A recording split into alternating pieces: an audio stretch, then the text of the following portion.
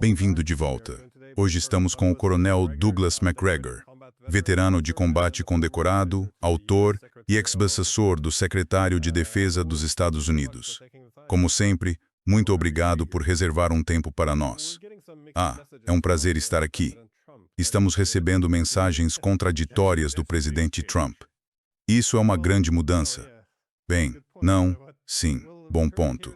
Aqui ouvimos que os Estados Unidos já venceram a guerra, mas que se os iranianos não aceitarem um cessar-fogo, eles vão destruir toda a infraestrutura do Irã se não reabrirem o Estreito de Hormuz. Ao mesmo tempo, ele também diz que os Estados Unidos estão prontos para sair e que o Estreito de Hormuz deveria ser problema dos europeus e dos países da região. Como você avalia o estado atual dessa guerra? Porque European Union, suponho, sabe, entendo que há muitos públicos diferentes a quem comunicar. E, sabe, quer pressionar enquanto ao mesmo tempo se oferece algo na mesa. Mas como você interpreta a posição atual? Bem, não tenho certeza de que uma decisão tenha sido tomada. Ou, se foi, ele não está dividindo isso. Acho que é um conjunto muito estranho de circunstâncias. Quer dizer, a afirmação, essa batida incessante. Nós já vencemos, destruímos tudo que podia ser destruído. Eles estão reduzidos a nada, eles não conseguem acompanhar, estão ficando sem mísseis, estão encurralados, e por aí vai, e por aí vai, e por aí vai. Bem, se isso fosse verdade, porque sempre que ele faz esse tipo de declaração, surge uma onda de ataques com mísseis vindos do Irã, mísseis balísticos táticos de teatro, drones que causam enormes danos a Israel e, francamente, aos Emirados do Golfo. Quer dizer, se fosse esse o caso, por que o Irã ainda não itiou a bandeira branca? Acho que essas afirmações têm de ser descartadas desde o início. Pelo que ouço de pessoas de dentro em quem confio, talvez tenhamos reduzido a capacidade de mísseis balísticos do Irã de 100% para algo em torno de 70%, que a defesa aérea deles tem sido muito eficaz contra aeronaves de vigilância não tripuladas, seletivamente contra outros tipos de aeronaves, mas não funcionou tão bem quanto esperavam. Mas eles sempre estiveram dispostos a absorver os golpes. Sempre souberam que sua infraestrutura seria brutalizada e acham que o retorno vale o sacrifício. Então, essa é a primeira coisa. A segunda é, se as coisas estão indo tão bem e tivemos tanto sucesso com a campanha aérea e de mísseis, por que querer introduzir tropas terrestres na equação? Não parece fazer muito sentido. Portanto, não acho que vocês estejam recebendo uma avaliação honesta do lado dos Estados Unidos. Acho que o presidente está desesperado. Acho que ele enfrenta humilhação pública dentro dos Estados Unidos, assim como no exterior, se admitir a verdade. E quando ele começa a falar em, bem, talvez European Union apenas saia e jogue tudo no colo dos europeus, devemos parar e considerar algumas coisas. Primeiro de tudo, o tráfego comercial pelo Estreito de Hormuz caiu cerca de 95 a 97%. 15 milhões de barris de petróleo por dia foram retirados do mercado. As faltas físicas já atingiram tão forte que agora o combustível de aviação em Singapura está sendo vendido a $231 por barril. E enquanto a guerra durar, os que realmente fecham o Estreito de Hormuz, que não são os iranianos, estão sentados em Londres. Chamam Twesse Lloyds de Londres. Os corretores de seguro não vão segurar nada que vá para o Estreito agora porque é uma zona de guerra. Portanto, se você realmente quer reabrir o Estreito, tem de parar a guerra. Simplesmente passar um ultimato aos iranianos e depois recorrer aos europeus, que na verdade nunca foram consultados sobre todo esse assunto. Nem os japoneses foram, nem os sul-coreanos. Quero dizer, francamente, ignoramos todos os nossos aliados e agimos de forma independente, do jeito que decidimos agir. E nunca foi realmente do nosso interesse fazer isso. Quando você recorre a um país amigo como a Índia, descobre que os indianos estão furiosos. Bem, eles fazem 180 bilhões de dólares em negócios e comércio por ano com os Emirados Árabes Unidos. De repente, isso some. E se continuarmos a destruir infraestrutura no Irã, os iranianos disseram, muito bem, se vocês atingirem nossas plantas dessalinizadoras, se atacarem nossa infraestrutura petrolífera, nós vamos retribuir e aniquilar tudo no Golfo Pérsico. Então o que ele planeja fazer? Ele quer desembarcar tropas em algumas ilhas. Ao que parece, neste momento, A Marinha dos Estados Unidos navega a 500 a 800 milhas do Golfo e fica em movimento, traçando enormes quadrados no oceano, porque não quer ser afundada, não quer seus navios no fundo do mar. Como você leva as tropas para lá? Você consegue se aproximar sem ser detectado e sem ser atingido por fogo inimigo para colocar as tropas numa posição de onde possam atacar? Então, como você propõe atacar onde quer que seja? Você consegue contabilizar todos os possíveis sistemas de defesa aérea que podem estar lá, incluindo mísseis portáteis antiaéreos? Você pode garantir que neutralizou essa brilhante rede de plataformas de inteligência, vigilância e reconhecimento com sistemas de ataque que estão por todo o Irã?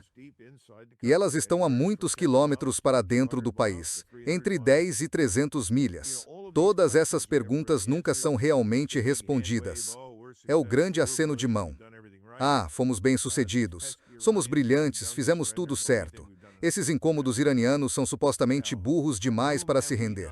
Mas nós achamos que já causamos dano suficiente. Agora, de quem ainda não ouvimos, quem é que realmente está no comando? Israel. Por que estamos nesta guerra? Porque de repente decidimos que o Irã era o elemento satânico e maligno no sistema internacional que precisava ser purgado para que qualquer pessoa, em qualquer lugar da civilização, ficasse em segurança? Não, isso é um grande absurdo. Estamos lá porque Israel quer tirar o Irã do tabuleiro, que é a expressão usada pelos neoconservadores em Washington. Toda essa história foi vendida desde o início com a suposição de que, antes de mais nada, seria uma campanha curta.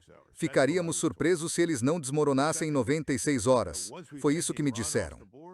Em segundo lugar, uma vez que tirássemos o Irã do tabuleiro, Israel estaria seguro. Não teria preocupações. Poderia intimidar a região. Poderia levar seu poder e influência ao máximo. E não se preocupe com os turcos. Nós os manteremos sob controle. Somos próximos dos turcos. Os turcos não querem problemas conosco. Eles farão o que dissermos. Portanto, a postura em Israel era a seguinte: agora só precisamos aniquilar o Irã. E, a propósito, se fizermos isso direito, nós e vocês podemos entrar e tomar o controle dos campos petrolíferos. Esqueça o Iraque, esqueça a Síria, esqueça a Turquia, esqueça essas coisas. Não são importantes. E os Emirados Árabes Unidos dependem de nós para tudo. Então eles farão o que dissermos. Bem, os Emirados Árabes Unidos descobriram que depender de nós não é uma boa ideia. Temos estado lamentavelmente despreparados para os ataques que foram lançados contra eles, e eles pagaram um preço terrivelmente alto pelas nossas bases e por nos apoiarem. Então, onde estamos hoje? Não há confiança entre os Estados Unidos e o Irã. Nenhuma. Os chineses ofereceram-se para mediar por meio dos paquidaneses. Não respondemos realmente e não demos indícios de interesse, porque, na cabeça das pessoas em Washington, o pior seria os chineses suplantarem o nosso poder e influência no Golfo Pérsico, e os chineses estão muito perto de conseguir isso, então não vamos aceitar nada do que os chineses oferecem. E os russos? Bem, ainda estamos tentando prejudicar a Rússia. Não desistimos. Ainda fazemos tudo o que podemos para sustentar essa ficção em Kiev chamada governo ucraniano. Continuamos ajudando o Serviço Secreto de Inteligência do Reino Unido e outros países europeus a colocar armas de ataque de longo alcance lá, para que periodicamente possam acordar a comunidade internacional e mostrar: olhem para nós. Temos drones poderosos que podem chegar às imediações de São Petersburgo e destruir um terminal de petróleo importante para a Rússia. Bem, isso é mais ou menos tudo o que conseguem fazer. E dentro da Rússia, como sabem, há um enorme descontentamento agora com a forma como a guerra está sendo conduzida. Os russos querem o fim da guerra. Estão fartos dessa bobagem. Vai ser interessante ver o que acontece em 2 semanas, quando o terreno secar no leste da Ucrânia. Os russos vão avançar e finalmente pôr fim a esta guerra, ou vão ficar onde estão, como ficaram por meses e meses atrás dessa linha defensiva. Eles sofrem algumas baixas, certamente não por causa da habilidade dos ucranianos, mas ainda assim é um incômodo constante. Então, todas essas coisas parecem estar se unindo agora. E a European Union, acho que o presidente Trump percebe que tem de tomar uma decisão. Ele pergunta: podemos fazer tudo? Provavelmente não. Então, o que podemos fazer? Quanto tempo mais podemos sustentar isso no Golfo Pérsico? Todo mundo esquece que estamos de visita. Não somos residentes. Dependemos muito de portos e de bases aéreas de outros países. Por quanto tempo Mas podemos fazer isso. Quantos mísseis conseguimos produzir num dia? 5, 7, 6, 8? Quantos os chineses conseguem produzir? E como fica o reabastecimento vindo da China? Onde isso entra em tudo isso? Nem sequer falamos da inteligência por satélite que foi cedida aos iranianos. Então ele tem de responder a essa pergunta. E European Union, acho que esta noite ele reconhece que tem de escolher um caminho. Tem de dizer que acabou. Nós vencemos. Estamos indo embora. Nesse caso, Israel fica em apuros porque Israel não venceu. E Israel precisa de nosso apoio incondicional para conseguir qualquer vitória. Então não acho que os israelenses vão aprovar isso. E é muito difícil para mim acreditar que os bilionários sionistas imensamente poderosos nos Estados Unidos, que são a base da influência e do poder do lobby de Israel, estejam dispostos a sacrificar Israel, como se diz.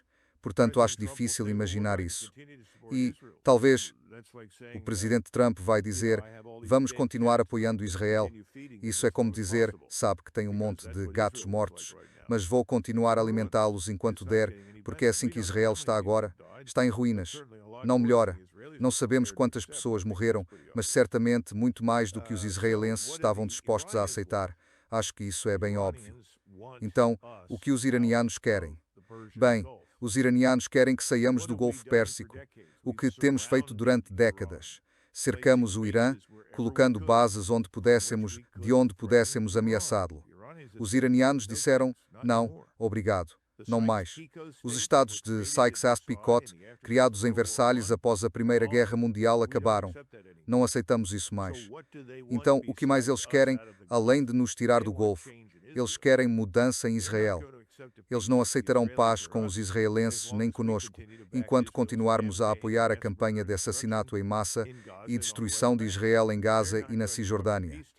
Não vão negociar a paz enquanto os israelenses avançarem no Líbano e matarem milhares lá, ou enquanto se expandirem pela Síria. Então, como vamos atender Israel? Estamos realmente no controle? Não acho que estejamos. Falei também com um iraniano que disse que, se subirem na escala de escalada, podem fazer muitas coisas diferentes. A maioria European Union teria previsto, mas uma ideia achei interessante. Recompensar o Iraque pela assistência. Eles também poderiam mudar as fronteiras da região. Já que você mencionou o Sykes-Picot, isto é, o Kuwait poderia se juntar ao Iraque, essencialmente. Há muitas surpresas que parecem estar fora do nosso controle no momento, em termos de como a região será afetada por isso. Também queria saber, como você acha que isso vai afetar regiões fora do Oriente Médio? Isto é, especialmente a relação com a Organização do Tratado do Atlântico Norte. Acho isso interessante. Ou seja, por um lado, Trump tem dito que a Organização do Tratado do Atlântico Norte é agora um tigre de papel. Marco Rubio disse que talvez devêssemos, reconsiderar essa relação. Eles só estão lá quando precisamos ajudá-los, não o contrário. E, de certo modo, entendo os dois lados. Isto é, do ponto de vista europeu, os americanos nunca os avisaram, nunca os informaram, nunca se preocuparam. E agora querem que eles entrem na missão suicida no Estreito de Hormuz. Por outro lado, os europeus bloquearam o acesso a bases militares e ao espaço aéreo. A Polônia foi convidada a ceder algumas baterias Patriot para ajudar os Estados Unidos na região e recusou. Então, até entendo de onde vem a frustração mútua, mas o que você acha que esta guerra fará à parceria transatlântica? Nissan. Há vários anos, em 1991, durante a campanha aérea, enquanto a maioria de nós prontos para invadir o Iraque, assistimos a campanha se desenrolar. Estávamos literalmente na fronteira da Arábia Saudita, observando todas as surtidas de bombardeiros e outros tipos de aeronaves que entravam a cada noite. E uma noite muito cedo, na verdade por volta das 4 da manhã, European Union tentava descansar e fui subitamente acordado por um soldado. Ele disse, "Senhor, vá rápido para o posto de comando. Precisamos de você agora mesmo." European Union perguntei, "Certo, o que está acontecendo?" Ele disse, temos um relatório de que estamos sob fogo. European Union disse, sério, achei isso interessante. European Union, não pensei que os iraquianos, durante aquela campanha de 1 ano, arriscariam um ataque, mas tudo é possível. Levantei-me, fui ao posto de comando e perguntei, o que está acontecendo? Disseram, a tropa Ghost, isto é, a tropa G, tem um posto de observação aqui. Isso significava alguns veículos Bradley na fronteira e eles disseram que estavam sob fogo. European Union disse, o quê? Põe esse homem ao telefone. Esse homem no telefone disse, muito agitado, estamos recebendo bombas ar-terra em nossa posição. Bem, nunca ouvi falar de outra coisa além de bombas ar-terra. Nunca ouvi falar de bombas antigravidade. E European Union disse, que diabos, esse homem está sóbrio. Claro que não havia álcool para beber, então presumi que estava. E a próxima coisa que ouvi foi, bem, precisamos de ajuda, precisamos de ajuda. E um dos sargentos ali era um oficial não comissionado muito inteligente. Ele disse, sim, ótima ideia. Vamos todos nos colocar sob fogo de artilharia com a tropa Ghost. Ou seja, se todo mundo lá em cima está sob fogo, por que vamos subir para nos juntar a eles? Por que não fazemos algo inteligente e tentamos descobrir de onde vem? Quem pensa que os soldados americanos são estúpidos está enganado. Na verdade, são pessoas muito inteligentes. Por fim, consegui o oficial executivo no telefone e ele disse, olhe, desculpe por isso, esse homem estava vendo sinalizadores lançados por aviões A-10 e outros. E esses sinalizadores eram lançados para distrair as defesas antiaéreas, de modo que os mísseis acabavam sendo desviados pelos sinalizadores em vez de atingirem o alvo. Acho que é mais ou menos isso que Donald Trump está pedindo aos europeus. Olha, fizemos algo imensamente estúpido. Estamos levando os Estados Unidos a uma recessão e grande parte do mundo corre o risco de entrar em depressão, tudo porque fomos ao Golfo Pérsico por causa de Israel. E atrasamos o mundo por sabe-se lá quanto tempo, talvez 10 anos até nos recuperarmos, porque alimentos, combustíveis, matérias-primas e fertilizantes, os 4 grandes, estão nos prejudicando. Estão nos prejudicando. Sabe, estamos ferrados. Muito obrigado. Sim, vamos todos para o Golfo Pérsico e contribuir para essa catástrofe. E Trump disse, bem, se vocês não vão nos ajudar, nós não precisamos de vocês. Isto remete à falsa suposição de que o Tratado do Atlântico Norte foi criado para algo além da defesa. E a defesa era contra a União Soviética, ponto final. É isso. E desde o colapso do sistema soviético, temos tentado reaproveitar a aliança repetidamente. A famosa afirmação, se a organização do Tratado do Atlântico Norte não atuar fora de sua área, então perde a razão de existir. Não precisamos dela. E a European Union disse a todos, na organização do Tratado do Atlântico Norte, sejam espertos, saiam. Vocês não querem ir a todos os buracos infernais que identificamos para invasão e ocupação. Mas os europeus dizem, bem, estamos com medo e realmente precisamos dos estadunidenses aqui. É vital para a nossa segurança. Tudo bem, aqui estamos. Agora os europeus estão dizendo, essa é uma ideia estúpida. Não querem realmente participar disso. E por que não estamos conversando com os iranianos? Porque os iranianos disseram, olhe, o Estreito de Hormuz... Ou seja, embora antes passassem em média 75 petroleiros por dia pelo estreito, agora são apenas 3 ou 4. Mas esse número pode subir, desde que os petroleiros e seus destinos não sejam lugares hostis ao Irã. Muita gente diz, vamos falar com os iranianos. E os americanos dizem, isso é inaceitável. Não se pode falar com aquelas pessoas. Se vocês fizerem isso, estarão voltando a Munique. Estão negociando com Hitler. Lá vamos nós de novo, estamos numa enrascada. E a European Union, acho que os iranianos detêm a iniciativa estratégica. Eles não estão encurralados. Acho que ele precisa tomar uma decisão. Vou abandonar isso? É um desastre. Cometi um erro. Arranjar um jeito de escapar e culpar outras pessoas, que é a abordagem típica de Trump. Ou European Union, digo, não. European Union, vou aniquilar vocês. Sabe, vocês se recusam a negociar comigo, o grande vendedor. Então, European Union, vou lançar um ataque aéreo e de mísseis decisivo. Vou enviar tropas terrestres, vou cortar vocês do Golfo e forçar a passagem. E acho que os iranianos estão pensando, então vá em frente. Porque, se vão colocar tropas terrestres em qualquer lugar daquela região, é preciso neutralizar todas as armas de ataque, neutralizar a rede de inteligência, vigilância e reconhecimento e eliminar toda a defesa aérea potencial, inclusive mísseis portáteis disparados ao ombro, porque, se não fizerem isso, primeiro, As tropas talvez nunca cheguem ao destino, podem ser abatidas antes de chegar, já que terão que voar até lá. Não acredito que um grande desembarque anfíbio funcione. Isso quer dizer que tem de chegar lá sem terem sido previamente identificados no Kuwait, no Bahrein ou nos Emirados Árabes Unidos. E European Union não vejo isso acontecendo. Então acho que os iranianos têm a iniciativa estratégica e corremos grande risco de acabar como um caminhão gigante de 14, 15, 16 ou 18 rodas descendo a lateral de uma montanha em direção a um muro de concreto. Acabaremos apenas nos chocando contra um muro de concreto mais uma vez. Ouvi muitos comentaristas dizerem que, se os Estados Unidos controlassem a linha costeira, então poderiam controlar o Estreito de Hormuz. Eles parecem não perceber que existe uma vasta extensão de território atrás da costa do Irã, que também pode ser usada para atacar. De qualquer forma, a linha costeira é uma área enorme, então isso não faz muito sentido, especialmente se não se planejou isso com antecedência. E quanto a Bandar Abbas? É uma cidade de 580 mil habitantes. Eles também têm uma mina de urânio não muito longe da cidade, onde produzem yellow cake. Também há uma estação dessalinizadora lá. A estação dessalinizadora poderia ser destruída. Isso prejudicaria a população que vive em Bandar Abbas.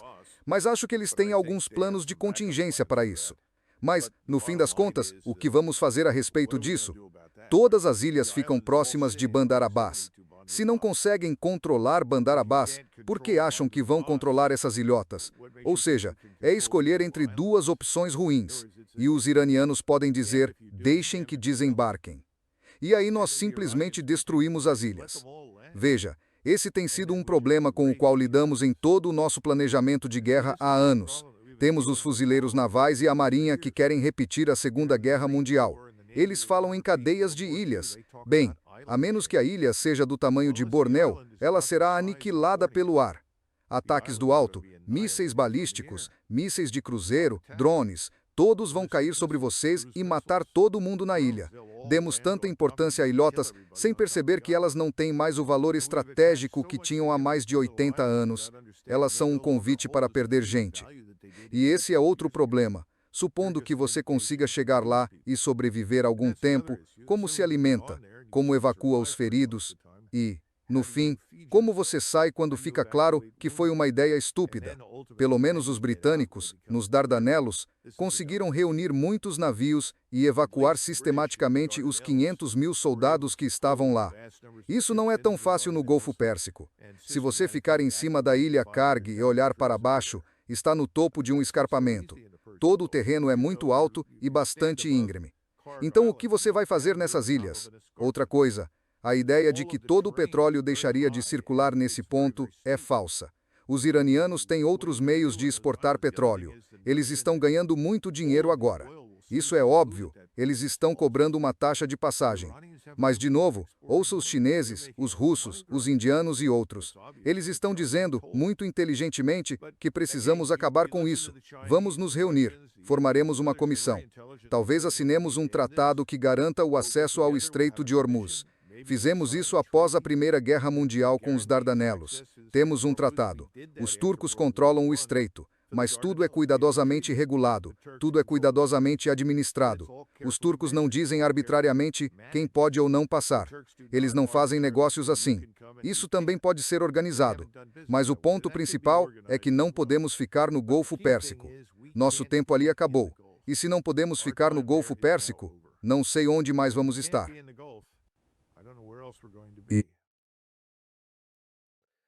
Bem, isso poderia caber no plano mais amplo de Trump. Se o objetivo fosse realmente se retirar da Europa e do Oriente Médio, então, bem, este seria o momento.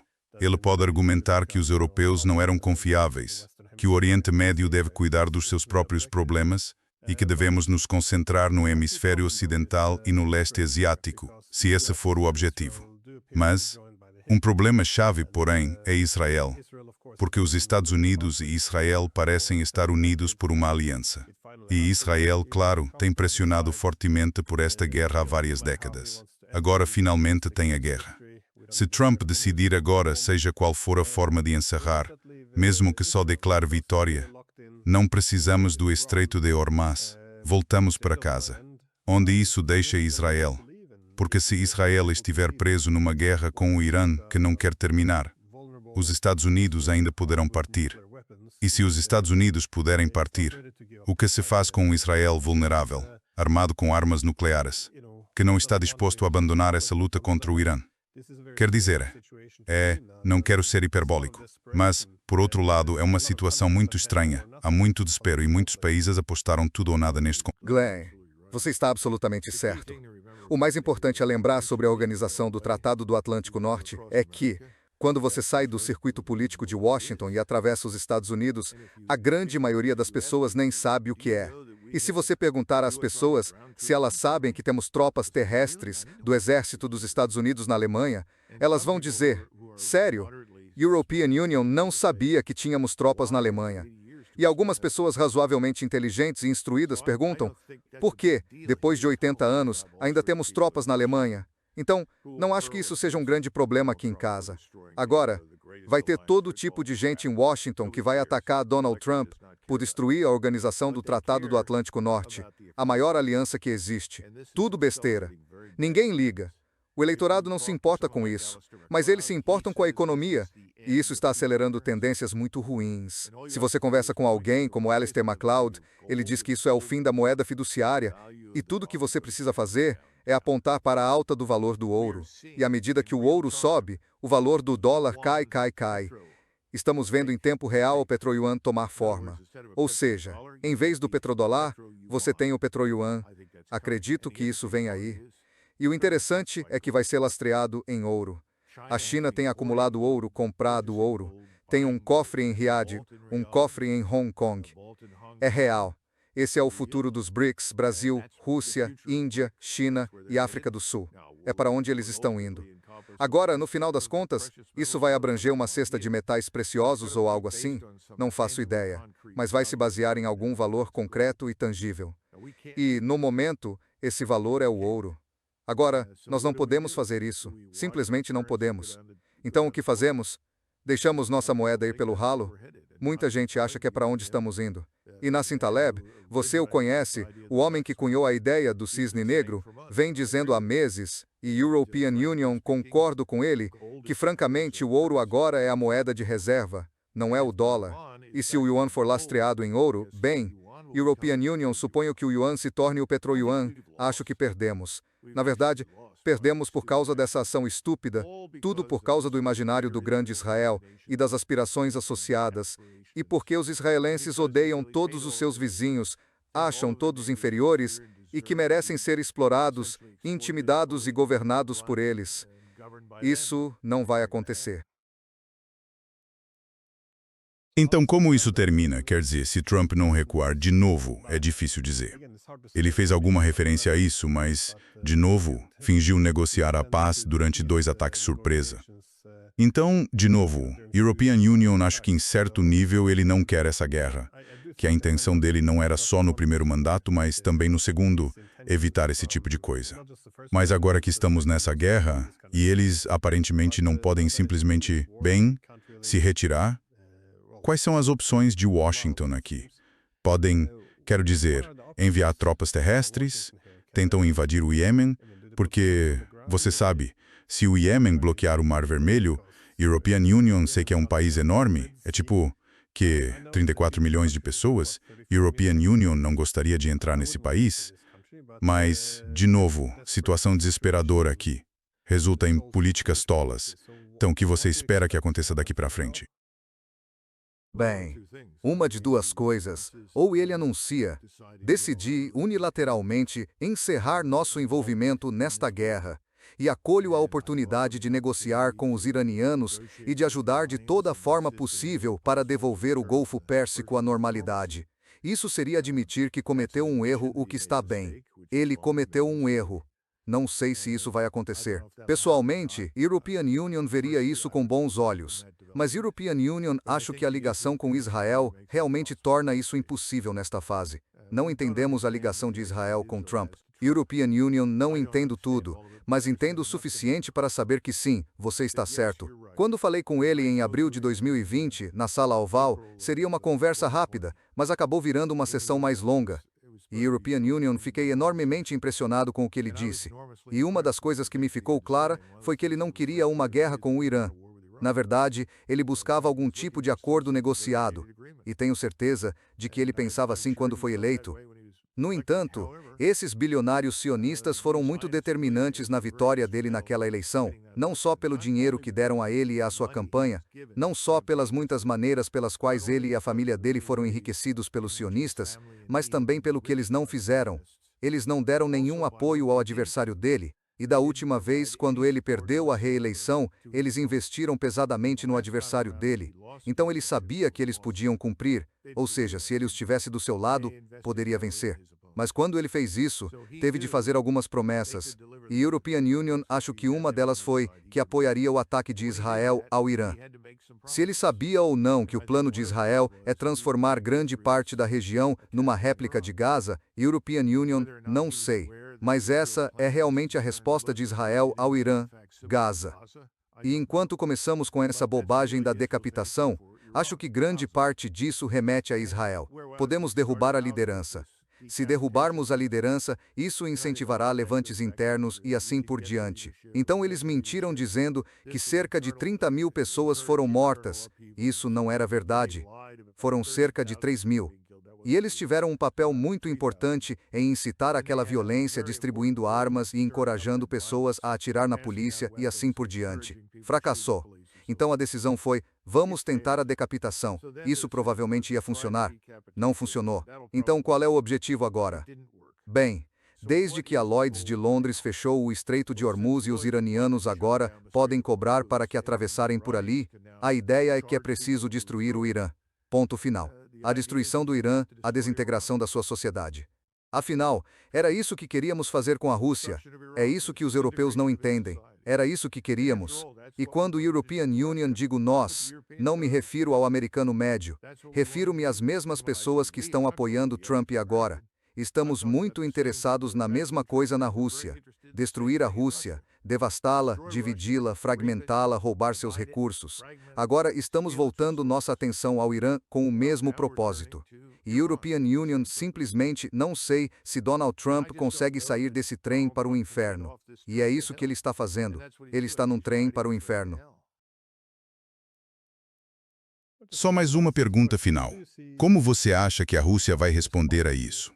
Porque sempre digo que os russos ficaram realmente muito otimistas quando Trump foi reeleito, pois com o Russiagate encerrado, Trump parecia ter uma oportunidade real. O objetivo de melhorar as relações bilaterais com a Rússia, seja por compartilharem visões conservadoras do mundo ou por pura pragmática de grande potência, colocando a Rússia do nosso lado da balança em vez de empurrá-la para o Irã. De qualquer forma, seja qual for o motivo, parecia genuíno.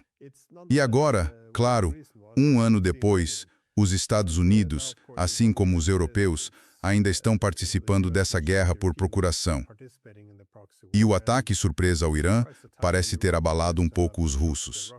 Essa disposição de jogar o manual fora, matar líderes, atacar usinas nucleares indiscriminadamente. Eles também perderam um pouco da confiança na diplomacia como um todo. Como você acha que a Rússia vai reagir a isso? Porque, por um lado, European Union vejo a decepção, mas muita gente ainda parece nutrir a esperança de que não haverá outro Trump, alguém que realmente queira a paz com a Rússia. Se ele realmente quer paz, claro, como você disse, mesmo com Trump no volante, a meta parece ser a mesma: destruir a Rússia, fragmentá-la e tomar seus recursos. Bom, primeiro, os russos não entendem como funciona o governo dos Estados Unidos. Muito pouca gente fora dos Estados Unidos entende. A observação mais perspicaz de Putin foi que ele conversou com vários presidentes e descobriu que nada realmente muda, porque outros é que mandam. Alguns chamam isso de Estado profundo. Certo. European Union chamo de bilionários sionistas, pessoas que estão entre as mais ricas do mundo. Eles dominam Wall Street, são capitalistas financeiros, não são pessoas que enriqueceram construindo algo, criando algo. São os reis das transações financeiras. E têm quantias enormes de dinheiro e estão dispostos a usá-lo para impor sua agenda. Falamos sobre qual era a agenda na Rússia originalmente. Agora estamos diante da mesma agenda. A boa notícia para eles é que, se isso funcionar, Israel estará no comando de toda a região, na visão deles. E isso significa que, a partir de suas posições em Nova York, Londres e nos bancos, eles controlam tudo. Porque, no fim das contas, é isso que eles querem. Eles querem controlar os recursos da região. Agora, na minha opinião, isso não vai acontecer. E acho que os russos estão começando a perceber que provavelmente não vai acontecer. Se alguma coisa, demonstramos não a nossa genialidade, nem a nossa supremacia em todos os campos. Mostramos que nossa superioridade não é tão grande, que nossa eficácia não é o que pensavam, que há mais brechas na nossa armadura do que os russos, os chineses ou qualquer um imaginava. Esse é o perigo de usar poder militar quando você não precisa. Não havia razão premente para atacarmos o Irã, nenhuma. E quando você recorre aos argumentos de Netanyahu de 1982 e ao bombardeio de um prédio que abrigava fuzileiros navais, cujos guardas nem sequer tinham sido armados, que desastre! Essa é a sua justificativa para destruir uma nação de 93 milhões de pessoas. Ou porque dizem coisas que você não gosta, mas seriam uma ameaça a Israel. Certo, European Union acho que a maior ameaça a Israel, além do próprio Israel neste estágio, provavelmente é a Turquia. E de fato, foi isso que Naftali Bennett disse e até Netanyahu admitiu, o que significa, suponho, que a expectativa deles, eles que nos controlam e controlam nossas forças armadas, é que se conseguirmos destruir totalmente o Irã, então poderemos voltar nossa atenção para fazer o mesmo com a Turquia. Desastre. Insano. Então a Organização do Tratado do Atlântico Norte acabou. A Organização do Tratado do Atlântico Norte morreu nos campos de batalha da Ucrânia. Acabou. Os russos precisam despertar e perceber que eles, e mais ninguém, terão de resolver essa guerra. A única forma que European Union vejo para isso é avançando. Então veremos em 2 semanas, quando o terreno estiver totalmente seco, se o presidente Putin está disposto a finalmente acabar com a guerra. E ele pode fazer isso. Ele tem o poder militar para fazer melo. Não há realmente nada que o impeça. Ele pode aniquilar toda a oposição. Mas ele tem que fazer isso. Ninguém vai ajudá-lo. Ninguém vai lhe oferecer um bom acordo. Isso não existe. E o Trump, não importa o que pense em privado, demonstrou que não consegue cumprir. Agora estamos lidando com o Golfo e os russos estão observando isso. E European Union acho que os russos sempre aconselharam os iranianos a serem prudentes, a cooperar e a negociar. Se eles continuam a fazer isso nesta fase, European Union não sei. Mas European Union acho que agora, mais do que nunca, os russos e os chineses vão apoiar o Irã. Portanto, não vejo evidências de que o que quer que façamos vai gerar o resultado que os israelenses... Bom, desculpe, deixa a European Union apertar uma última pergunta bem rápida. Espera um minuto. Você disse que essa era a última, Glenn. É melhor que seja curta, tenho que ir.